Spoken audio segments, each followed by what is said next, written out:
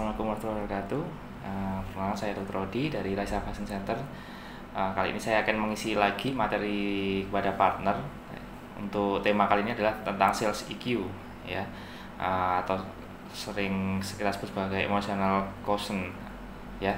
Jadi kita ingin mengangkat tema ini karena memang ini bisa jadi suatu hal yang sangat penting. Jadi kita tidak hanya fokus tentang produk, tapi kita juga tahu bagaimana mengarahkan pasien atau customer kita agar mereka lebih nyaman dan mereka menjadi memahami kenapa mereka harus melakukan vaksinasi. Ya, di slide ini saya akan jelaskan sebenarnya kecerdasan itu ada banyak dimensi, ya. Jadi dimensi kecerdasan itu ada beberapa, ada yang mungkin yang sering kita ketahui adalah dimensi kecerdasan intelligence atau sering kita sebut sebagai IQ, intelligence quotient. Jadi kecerdasan intelektual itu seperti kita menghafalkan teori, kemudian kita melogika sesuatu, kemudian banyak hal lah intinya yang terkait dengan kecerdasan yang mungkin bagian besar orang menganggap ini sesuatu yang paling utama. Namun nanti kita akan jelaskan kenapa EQ ini akan menjadi senjata yang lebih mematikan dibandingkan dengan IQ itu sendiri. Kemudian kecerdasan emosional yang nanti akan kita jelaskan. Jadi kecerdasan emosional itu baik dari empati, jadi setiap orang ingin mengambil keputusan itu kita berdasarkan pada kecerdasan emosional ini juga. Kemudian sering juga disebut dengan super ego atau sesuatu yang di luar dari kesadaran manusia. Kemudian ada kecerdasan spiritual, banyak hal mungkin bisa seperti doa, sedekah, keikhlasan, tahajud, sholat duha itu salah satu kecerdasan spiritual. Kemudian yang lainnya ada kecerdasan budaya, bahasa, kecerdasan raga, segala macam itu masih ada banyak sekali. Hanya terkait dengan masalah entrepreneurship memang yang kita tonjolkan di tiga di atas ini, IQ, EQ, sama kecerdasan spiritual. Untuk kesempatan kali ini saya akan menjelaskan tentang yang kecerdasan emosional. Nah, emosional ini bukan diartikan sebagai amarah, jadi harus dibedakan emosi yang sering kita sebut sedang emosi, bukan. Jadi emosional sini bukan sebagai amarah, tapi lebih merujuk pada cara seorang itu untuk mengambil keputusan yang biasanya lebih sering dipengaruhi oleh alam bawah sadar. Jadi kalau yang masih mengandalkan kesadaran itu mungkin kita seperti logika, oh ini produk ini bagus karena fiturnya segala macam seperti itu masih berdasarkan kesadaran, dan itu yang berperan biasanya IQ-nya, kecerdasan intelijensinya. Tapi kalau yang dibawa kesadaran itu sudah masuk ke ranah emosional. Jadi seperti misalnya ya, gampangnya saya kasih contoh, misal ada seseorang penjual itu yang menjual produk baju bertuliskan I love Bali, tapi itu dijual di Malioboro. Kira-kira dorongan emosional seseorang untuk membeli kira-kira apakah sama ketika itu dijual di tempat wisata di Bali? Pasti akan berbeda. Jadi ketika sama-sama tulisannya I love Bali, tapi ketika dijual di Malioboro mungkin tidak akan terlalu laku, tapi kalau dijual misalkan di Kuta atau segala macamnya dia akan laku. Gantungan kunci juga seperti itu, mungkin sering lihat padahal cuma gantungan gambar kepala singa yang misalnya di Singapura, cuma sebatas itu. Ketika dibeli di Singapura sama ketika dibeli di Indonesia emosionalnya akan lain. Jadi dorongan orang untuk membeli karena dorongan emosional untuk yang kasus seperti ini. Kemudian keputusan pembelian konsumen itu sebenarnya lebih besar dipengaruhi oleh emosional dibandingkan intelijensi tadi atau rasionalitas. Jadi ketika Anda bisa menjelaskan tentang vaksinasi dari A sampai Z, belum tentu orang itu akan kemudian mau untuk melakukan vaksinasi. Jadi misal contohnya ya, ketika seseorang sudah fanatik akan tokoh tertentu, maka dia akan mengikuti segala hal yang diperintahkan oleh tokoh tersebut meskipun menurutnya tidak rasional. Misal ada seorang ulama bilang, oh di sana ada orang jualan barangnya bagus, tanpa Anda berpikir panjang. Ketika mungkin Anda seorang fanatis dari ulama tersebut, Anda tidak akan berpikir panjang lebar. pasti langsung percaya, oh kata Pak Ustadz di sana barangnya bagus, penjualnya jujur, otomatis mereka tanpa panjang lebar ketika beli tidak perlu banyak tanya, yang dibutuhkan apa langsung diambil. Itu salah satu contohnya. Nah, apa sih yang bisa digali dari sebuah EQ itu tadi? Kita akan berikan contoh lagi. Jadi di sini slide ini akan saya jelaskan. Kita coba bandingkan. Jadi ada seorang seller yang berencana memenangkan tender pengadaan untuk lemari es, beberapa lemari es untuk pada pemilik usaha roti, yang mungkin toko roti itu udah sangat terkenal sejak lama di kota itu.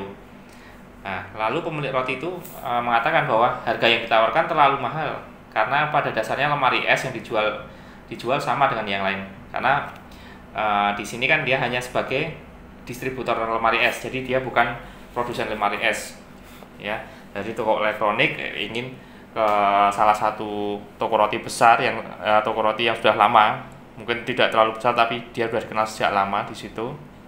Nawarkan untuk tender lemari es, beberapa lemari es.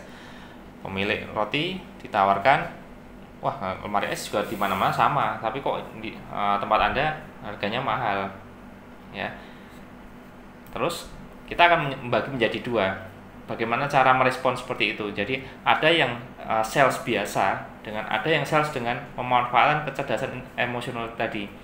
Sales biasa pasti akan berargumentasi dengan menggunakan rasionalitas atau IQ itu tadi. Misal, jadi bahwa lemari es kami ini sudah 2 pintu, dilengkapi anti bunga es, sistemnya hemat daya. Nah, padahal pemilik toko sekali lagi, ya menurut saya semua lemari es terbaru memiliki sistem tersebut. Nah, sang penjual pasti langsung bingung, yang hanya memanfaatkan kecerdasan intelektual karena barangnya di mana-mana juga sama, fitur juga sama. Tapi untuk sales yang bisa memanfaatkan emosional, kecerdasan emosional tadi, punya cara berpikir yang lain. Sebelum biasanya seorang sales, kita sebutnya sebagai sales ultra high performance ya, jadi yang bisa benar-benar memanfaatkan kecerdasan emosional itu biasa sering disebut sales ultra high performance. Jadi performanya yang luar biasa. Sebelum dia menemui dari penjual tersebut, biasanya dia sudah akan melakukan survei, entah itu kecil-kecilan atau bahkan berhari-hari.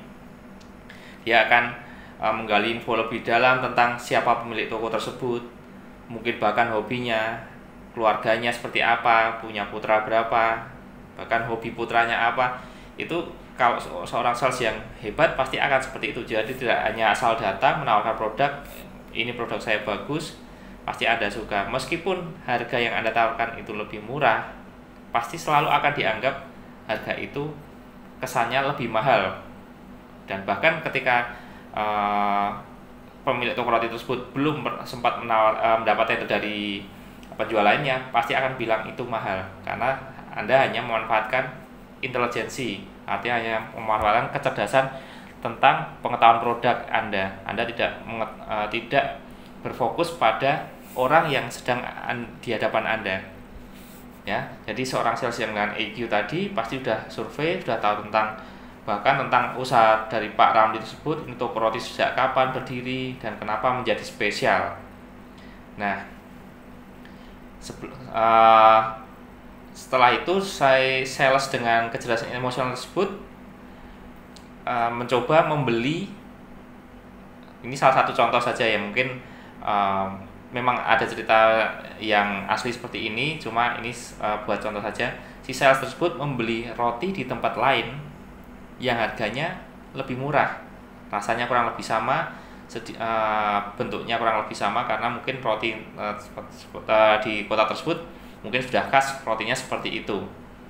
Dia membeli dengan harga yang bersama, rasanya hampir sama, tapi lebih murah. Kemudian pemilik si sales tersebut mengatakan, mungkin di Indonesia kita harus disadur ya, maksudnya ini dalam versi luar.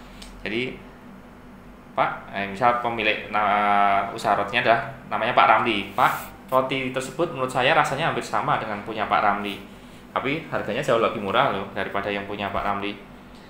Sontak mungkin pertama dari pemilik roti langsung akan emosionalnya akan tergugah. Kalau hal ini adalah amarahnya memang.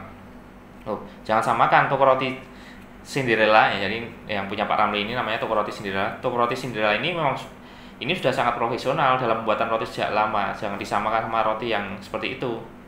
Nah, sales tersebut sudah mempersiapkan jawaban yang seperti itu pasti. Nah, lalu dia menjawab, nah seperti halnya toko roti ini, perusahaan kami adalah toko roti Cinderella dalam hal pengadaan lemari es. Jadi dia mengumpamakan perusahaan lemari esnya tersebut sebagai toko Cinderella itu, karena kita ingin menyerang ego dari atau karena yang dibanggakan dari Pak Ramli tersebut adalah toko roti Cinderella tersebut. Jadi ketika kita bilang kalau usaha kita itu sama dengan toko roti yang dimiliki Pak Ramli tersebut, pasti dari Pak Ramli tersebut akan merasa bangga, oh ternyata toko roti saya ini dianggap sebagai tempat usaha yang sangat profesional. Nah, itu kita menyerang dari sisi egonya. Nah, prinsipnya adalah sekali lagi kita memanfaatkan ego. Jadi setiap orang kita harus selalu beranggapan bahwa setiap orang itu egois, ya. Pada dasarnya setiap orang itu lebih ingin didengar daripada mendengar, dan ingin dimengerti daripada mengerti orang lain. Jadi itu yang kita manfaatkan. Terus pada dasarnya pembeli ingin mendapatkan manfaat dibandingkan keunggulan dari produk itu sendiri. Anda bisa menjelaskan produk Anda dari A sampai Z, sedangkan yang dibutuhkan hanya A sampai H. Itu tidak perlu. Atau mungkin yang diperlukan J sampai Z, Anda yang menjelaskan A sampai B dari produk Anda.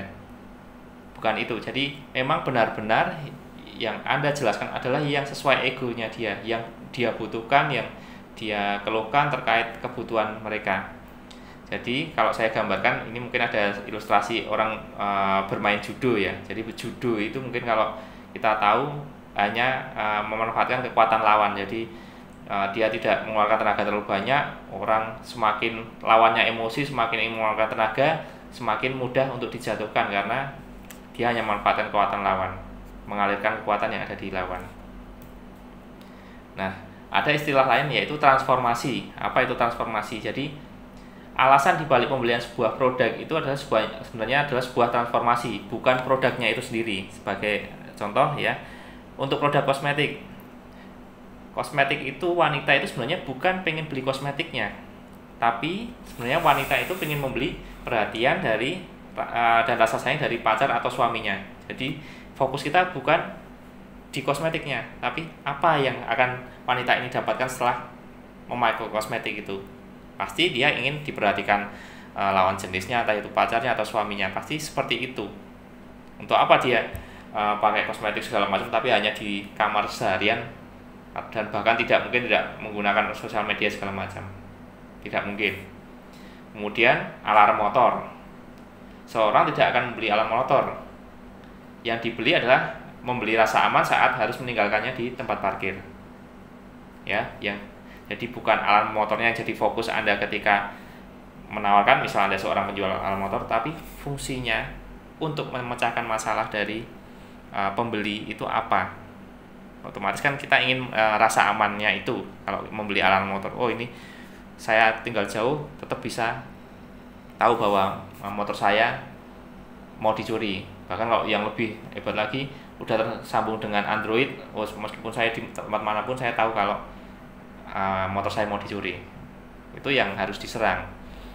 Kemudian seorang tidak membeli juicer, tapi seorang membeli praktisnya makanan buah tanpa harus dikunyah. Itu juga filosofinya untuk beli juicer ya. Kemudian seorang tidak membeli bor, tapi seorang beli lubang di tembok. Jadi jualan bor ya jangan fokus, wah ini kecepatannya putarannya sampai berapa RPM segala macam, bukan itu. Tapi seberapa efektif ini bisa membuat sebuah sebuah lubang yang bagus atau lubang yang benar-benar berfungsi. Nah, ini mungkin yang lebih sering kita tarik lagi, seorang tidak membeli Lamborghini tapi seorang membeli gengsi ketika menyetirnya di jalan atau berkumpul-kumpul dengan temannya. Itu ya, padahal mobil juga sama aja, fungsinya juga seperti itu. Tapi kenapa harus beli semua hal itu? Karena yang dibeli adalah gengsinya. Ya. Perusahaan yang sudah mempunyai brand seperti Lamborghini tidak perlu dia harus keluar biaya cukup banyak untuk iklan di TV segala macam, karena orang sudah tahu bahwa ini loh ada mobil yang bergengsi, ada mobil yang benar-benar buat ngangkat derajatnya istilahnya seperti itu. Nah, jadi yang sebenarnya inilah daftar belanjaan konsumen. Kita rangkum dari tadi tentang contohnya. Jadi yang dibeli konsumen itu sebenarnya adalah bukan barangnya, tapi kemudahannya, kepraktisannya, kesenangan, kenyamanan, keamanan, dan gengsinya. Jadi pastikan dulu produk Anda itu apa yang sedang dipecahkan untuk memecahkan masalah dari konsumen. Misal kalau vaksinasi di tempat Raisa, kita jelas kita memecahkan masalah keamanan kesehatan di masa yang akan datang. Mungkin tidak terlihat saat ini, tapi yang di masa datang.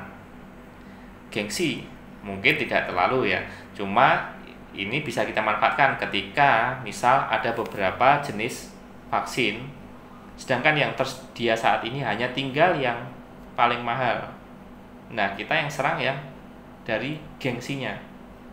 Mungkin ini mahal, tapi ini banyak dipakai misal oleh artis, atau mungkin ini yang banyak sering itu ibu siapa pakai ini juga.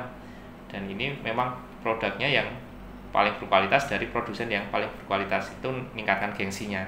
Itu yang kita serang. Jadi jangan pernah terpaku hanya pada produknya, namun cari tahu sebelumnya apa yang sebenarnya ingin mereka cari.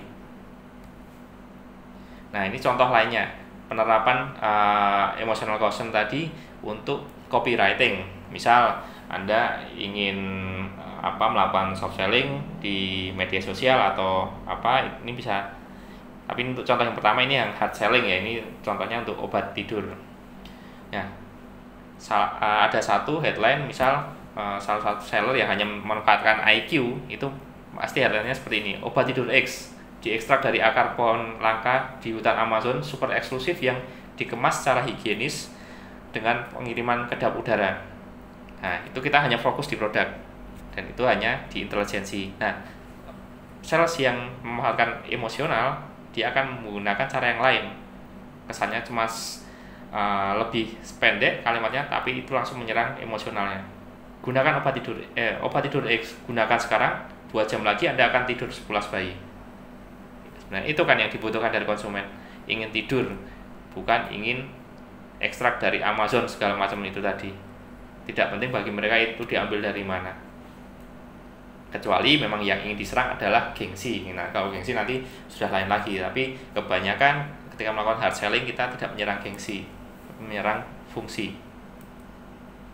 Nah, prinsip dasar lainnya yaitu adalah seseorang akan lebih nyaman ketika orang yang ada di hadapannya itu mengajak berbicara untuk mendengarkan masalah mereka dibandingkan berjualan. Sehingga harus lebih sering menggunakan pertanyaan terbuka. Jangan mengarahkan konsumen dengan pertanyaan-pertanyaan tertutup. Pak, udah punya, misal dari seorang seller bank, sudah punya kartu kredit? Oh, ini kami ada kartu kredit ini, yang ini bagus loh Pak. Itu pertanyaan tertutup dan hanya mengarahkan, sedangkan masalah mereka sebenarnya bisa jadi bukan itu. Anda hanya membuang-buang waktu dan membuang-buang baik Anda sendiri maupun konsumen Anda. Kemudian bangun sebuah trust. Ini yang paling penting. Trust itu bisa didapat dari banyak hal, termasuk salah satunya adalah kejujuran. Jadi akan lebih mudah lagi ketika sudah terbentuk personal branding yang baik. Jadi itu tadi misal ulama, atau mungkin Anda seorang ketua komunitas, atau Anda seorang seller terpercaya. Ya, itu ketika Anda bilang sesuatu, follower Anda atau mungkin fans Anda akan lebih mudah mengikutinya. Itu sudah kami buktikan terhadap beberapa corner dan partner. Itu memang kekuatan komunitas, kekuatan dari penokohan istilahnya seperti ulama segala macam itu memang luar biasa dibandingkan repot-repot mengeluarkan biaya untuk berjualan iklan Instagram segala macam. Serang salah satu tokoh itu jauh lebih efektif.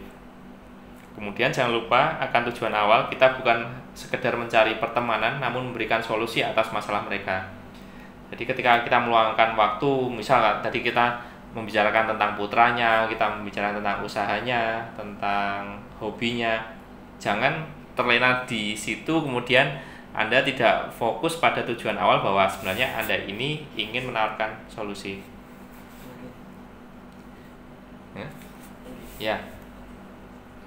Jadi jangan terlena karena Anda sedang menawarkan solusi, bukan sedang mencari teman. Beda ya, mencari teman Anda ngobrol ke sana kemari tidak ingat waktu, tidak ada masalah. Cuma yang di sini adalah Anda punya sebuah solusi atau produk untuk memecahkan masalah mereka. Jadi yang masalah hobi segala macam itu memang untuk hanya pembuka, untuk menggiring mereka agar membicarakan tentang produk tersebut, agar mereka lebih terbuka tentang masalahnya, kita bisa memberikan solusi yang lebih tepat.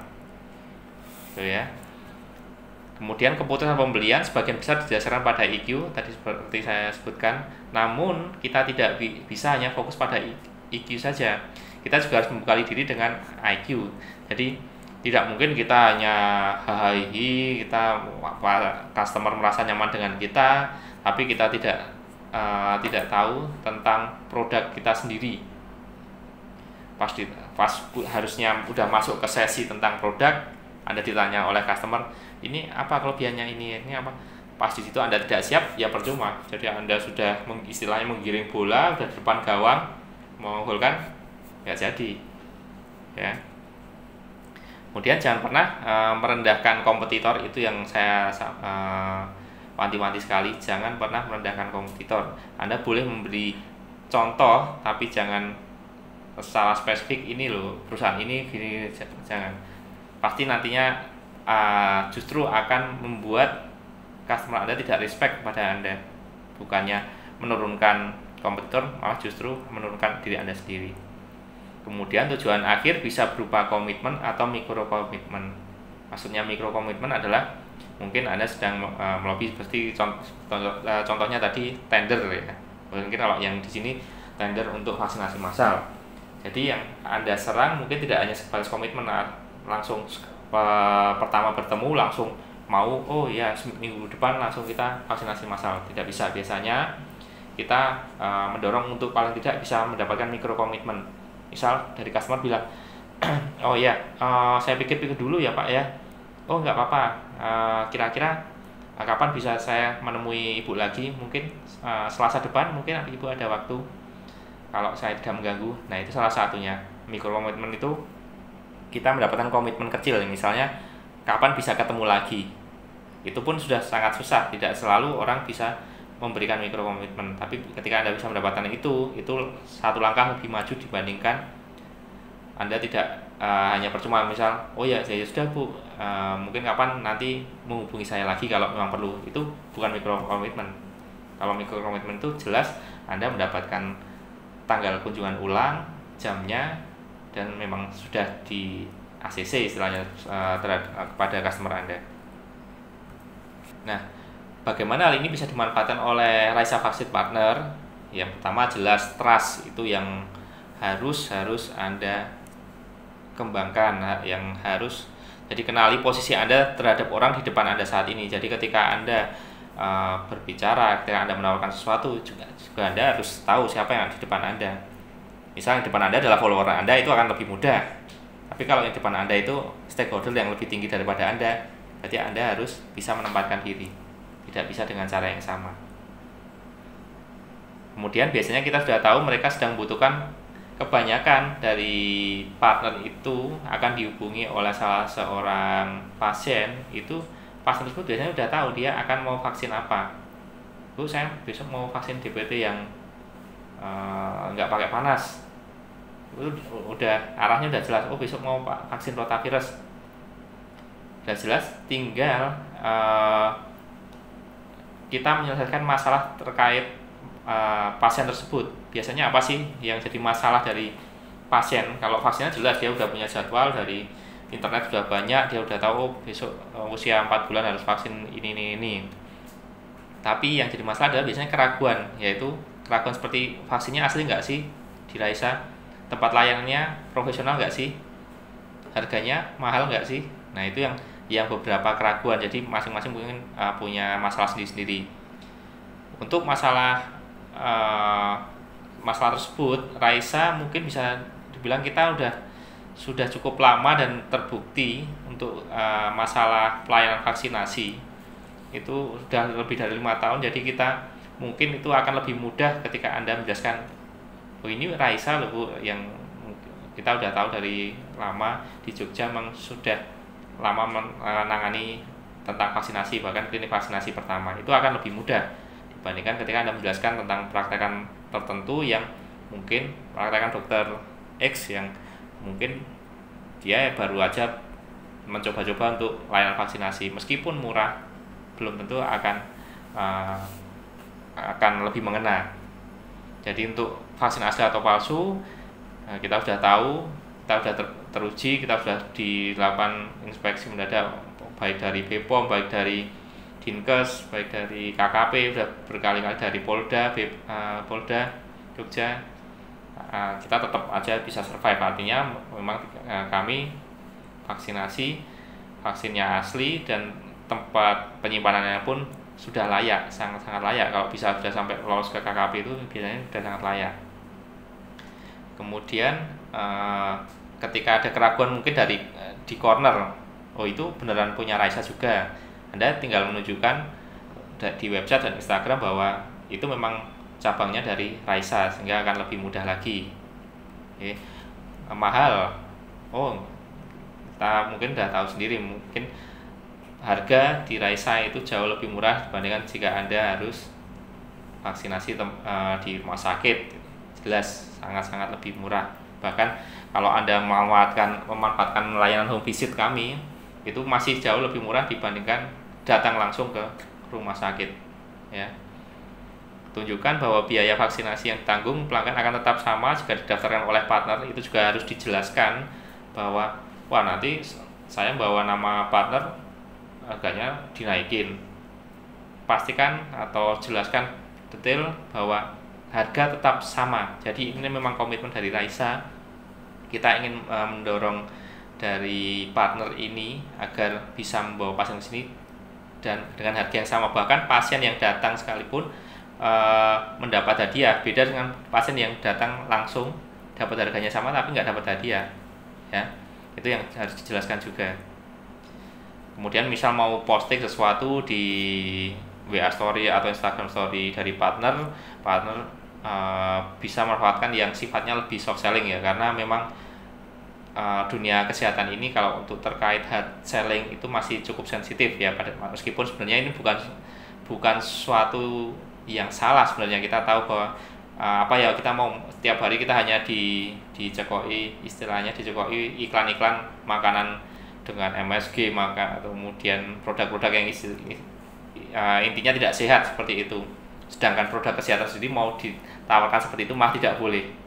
Jadi itu kalau kita udah mulai melogika kira-kira lebih aneh ya sebenarnya, ya. Tapi ya karena memang kebiasaan atau mungkin etika yang berlaku di sini seperti itu, ya kita ikuti, kita tidak usah melawan arus. Artinya kita melakukan iklan itu sifatnya kalau bisa soft selling. Jadi misal, wah selamat Bu Rida habis vaksinasi di Raisa dapat hadiah lagi, nah, tampilkan fotonya, mungkin seperti itu.